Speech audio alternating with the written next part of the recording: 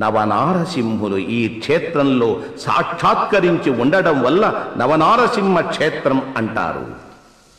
అహోబల క్షేత్రంలో ప్రధానమైన నది భవనాశిని.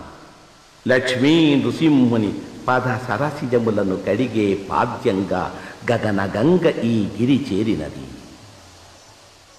ఈ దివ్య క్షేత్రంలో తీర్థంలో స్వయంగా ఆవిర్భవించిన దేవుడు నరసింహస్వామి. రాజుగారి ధ్యాన సమాధిలో అహోబల నృసింహుడు సాక్షాత్కరించి తన్ను పూజించమన్నాడు.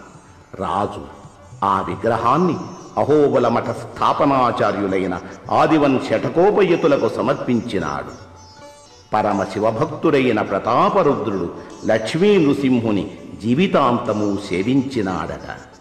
నేటికి ఆ స్వర్ణ విగ్రహం పీఠాధిపతుల నిత్య పూజలలో చోటు చేసుకొన్నది.